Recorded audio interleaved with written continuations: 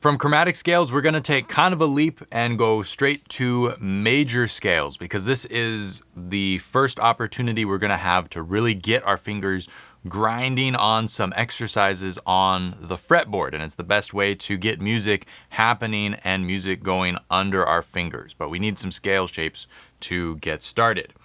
To connect the dots from chromatic to a major scale, you need a pattern that is based on whole steps and half steps. And the pattern is whole, whole, half, whole, whole, whole, half.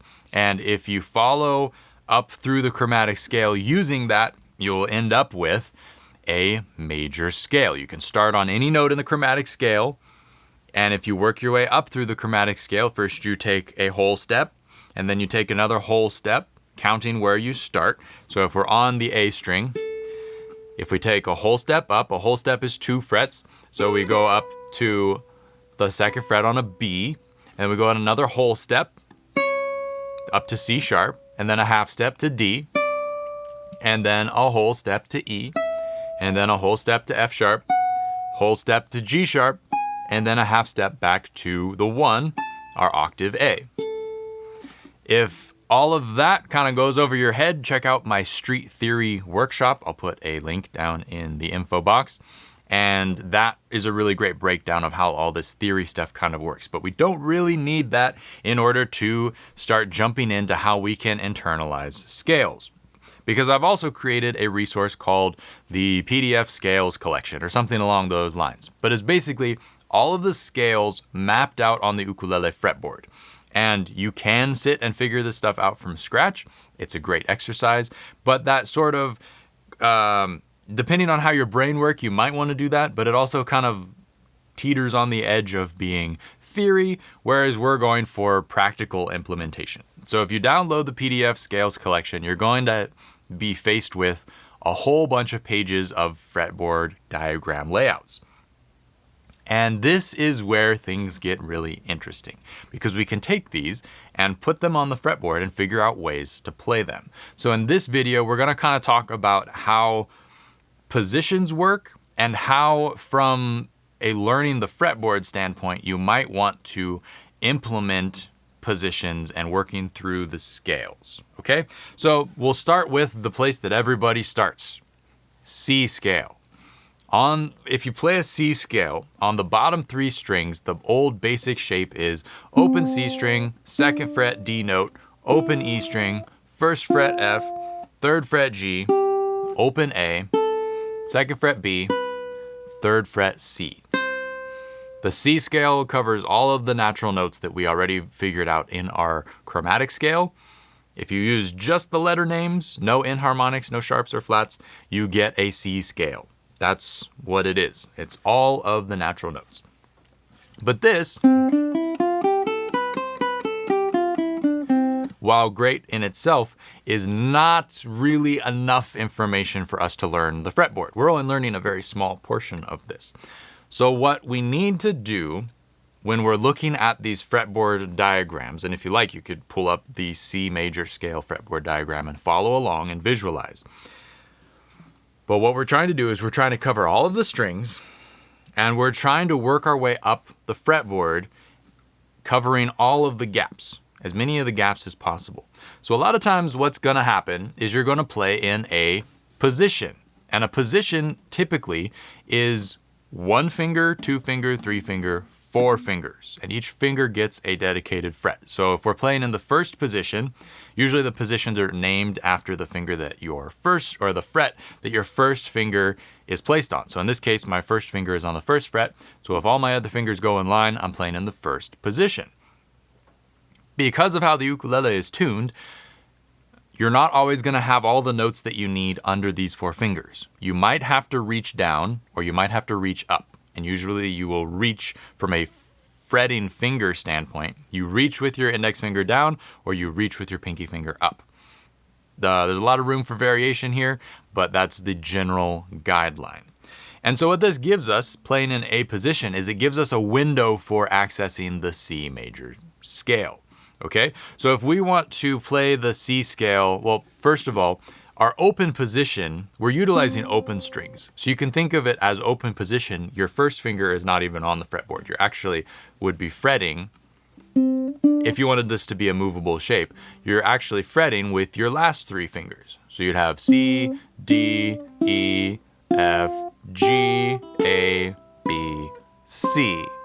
That's sort of the thought process. If I was to bump the position up instead of playing in open position, and now we play in first position, I'm gonna try and do as much of the work as possible with the fingers that I have down on the fretboard here, okay? So the first thing that you're gonna do is, okay, so where did our C note go? There's no middle C under our fingers anymore. And this is a thing where you would reference the scale diagram to see this. There's no C under our fingers anymore. So we have to reach for the C. We're either gonna reach up with our pinky on a low G, or you're gonna reach down to the open string, reach, right? In this case, you're not actually gonna reach because it is an open string, but just theoretically, reach down to the open string with our first finger, okay? Because not everybody might have a low G, just for this example, we're going to go soft on the high Gers and play down from the open string here. So we have open C, but now we're gonna play D, and then what we played before was an open E. But if you examine the diagram, you'll notice that there's an E under your pinky finger. So I would swap this one out, so you're playing with your pinky finger so that the scale sits more naturally within these frets. And then we have F under our first finger, G under our third finger. And then once again, we have an open string, or something that we need to fret with our pinky. There's no A within these 4 frets. So we can stretch with our pinky or stretch with our index finger. Let's stretch with our pinky to do something different. So we have G, and then A, you would reach with your pinky, and then continue on to B, C. And so just by shifting our fingers by 1 fret, you change where some of the notes are located. And what you're gonna end up doing is when you lose some of the notes and you add some of the notes, at a certain point, you're not gonna be able to play the scale from the root. You're not gonna be able to play C to C because there won't be much in your range that you can reach. So what you're gonna do is you just play all of the notes in the C scale, or in the scale that you're playing, within that fingering position. So this is where we could break out and start playing on the G string as well, to kind of see where those notes would be. So from here on out, I'm on a low G string. I'm gonna just rock through this stuff with the low G because it makes sense musically. The notes are the same if you're on high G, it's just that when you go to them, it's gonna jump an octave. And it's still gonna sound fine musically, it's just gonna have a different kind of a tonality, whereas the low G will keep everything in order. The high G is gonna bump some of this stuff up an octave, which is fine. You can still follow along and the notes are the same. But if we expand up 1 fret, so now we're in the second position because my index finger is on the 2nd fret, and I work through this next position of 4 fingers, I'm gonna also try and play all of the notes on every string that I have access to under my fingers within the C scale. So this is where you can once again refer to that diagram and see which notes are under your fingers when you're in this position. So from low to high, I have an A, and I have a B, I have a C with my pinky, and then I switch to D. Now the D is under my index finger. We've changed the fingering. The note's the same, but the fingers have changed. And then E, F, and then for G, we're on to the middle finger. Just because it's the same note, with this sort of thinking, we're changing all of the fingering. So don't try and like, oh, G's on this finger. In this situation, we're trying to retain the fingering of the position as much as possible.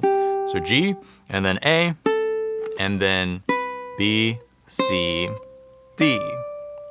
So musically, it doesn't sound super resolved because we started in one place and we ended in a different place, and it didn't really have much to do with the normal do, re, mi sound that we're used to hearing.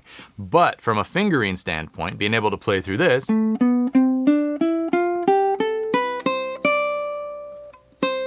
can always resolve on the C if you like. But that's going to give us an alternate view of how that scale works on the fretboard, and it's going to challenge our fingers because this fingering is not something most people are used to. Most people learn this, and that's it. And that's all their fingers know. And because you've done it a bunch of times, your fingers do it very easily and automatically. But by moving to a different position and playing the same scale, the same note options that are available in the scale, you can force your fingers. Like right here, we're playing from our pinky to our index finger, and we have to muscle memory learn how to make that transition. Most people are not very good at playing with their pinky. So by playing that, we're forcing ourselves to do that. And then once again from the F, but in this case, from our pinky, we're going to our middle finger. And you would never run across this if you're only never playing basic open position shapes. So what you would do to translate this scale further and further up is to move it up another fret, see what you lose and see what you gain. So in this situation, and you're always between your two outer notes, your lowest note on the G string and the highest note on the A string, you're always trying to play all of the notes in between. So there will be some reaches, as you will see in this position, I think. But for instance, if I play from the third position, I no longer have the A, I've lost the A, but that's no big deal because we're starting from anywhere and we're ending anywhere. So if I play on the B to C, and then I need a D, there's no longer a D under my fingers, but I'm not just gonna ignore it because it's not there. Because it's in the middle of my pattern as I go up, up, up through the scale, I wanna try and get a D. So I'm going to either reach down with my index finger to the second fret to play this, or I'm going to reach up to the 7th fret with my pinky. And I think I'm probably gonna use my pinky for this one, just to illustrate this, right? I said this would be advanced. I hope you're hanging in there. So 4th fret, 5th fret, 7th fret with a reach. Remember, we're still in the 3rd position, so don't shift up here. Keep your 3rd position with the rest of your fingers. Reach with the pinky, and then we're to the 4th fret with the middle finger, and then the F on the 5th fret, and then G, A, and then we need a B, which is not under our fingers. So once again, we'll reach with our pinky to the 7th fret. And then we have our C under our 1st finger. And then we can go all the way to a D. And that bookends our pattern. But in between, we had to reach a couple times to get all of the notes in ascending order, all of the notes in the scale as we pass by them. We don't want to skip any in the middle. Yet, we will be doing that with a different pattern and a different scale. But that is not what we're doing so far. So, what you're gonna do with this information is take a scale and you work it up fret by fret and figure out which notes are under your fingers in a position. We'll do one more just because I'm nice. So if we move up one more fret to the 4th position, now our fingers are on frets 4, 5, 6, 7. So we can start on a B note with our 1st finger. B, C, D, E, F, G, A, B. There's no C. We've got to reach for a C with our pinky, and then D, E. So every time you shift, you're getting a different fingering pattern, and that's why it's important to adhere to the fingering principles outlined here. If you want to know more about this, my left hands technique course really goes into detail of how this works, and I go a lot slower, break it down so that you can understand position playing and single string playing, and then like kind of angle playing across the fretboard. That is a great resource for kind of learning the how and the why of this stuff, not just following the directions of the scale diagram. But from the perspective of learning the fretboard, you're just gonna bump up one fret at a time and play as many of the notes in the scale as you can in order, from as low as you can inside the finger position to as high as you can inside the finger position. Don't skip any in the middle. Reach if you have to. You'll only never reach one fret within a position. That's just the math of the ukulele and how the chromatic scale layout works here. Scoot up one fret and say the note names. If you don't know what notes you're playing, like I know what notes I'm playing at all times and I can call them out easily. But if you don't know that information, say it out loud. So I'll do one more just calling out the notes from the 5th fret. 5th position, C, D, E, F, G, A, B, C, D, E, F. And then you would go up to the next fret. The idea is to just roll through these. The idea is not to necessarily memorize this stuff. You're just working at getting your fingers used to what's happening and knowing what the names of the notes are in that location. You can do this same thing with all 12 of the major scales. You can do it with all 12 of the minor scales. Learning about the relative minor would probably be useful to save you some work. You can learn about that in the street theory workshop as well, because the relative minor is relative. It's the same notes as one of the major keys. You just need to know which is which and be able to think about it in that way as well. In this case, playing the C major scale, the notes are exactly the same as for the A minor scale. They're the same.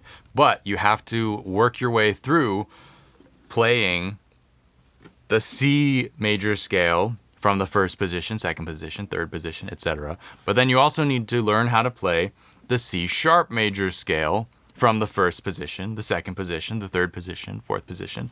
And that's where I could spend all day laying this out and demonstrating it on video, but between the information that I've provided here and the scale diagrams that you have access to, you should be able to suss all of this out on your own and work your way through it.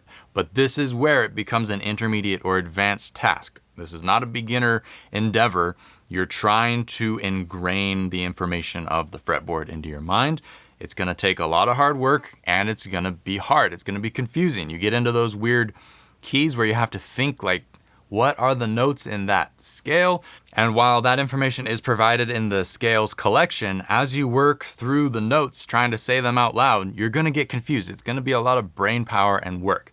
And that's why when you work through this stuff, it's a portion of your practice. I wouldn't do all of this as the entirety of your practice, though you can. But that's a lot of brain power and you wanna do this fresh and crisp and get in and get out and get on with your life and just build over the course of time. We'll talk more about how to practice this stuff in a future video. But that is major scales, 1 fret at a time, position, position, position, all the way up. And ideally you do it with all 12 of the major scales / minor scales. Bang, go practice. If you haven't already, please go register at liveukulele.com/fretboard.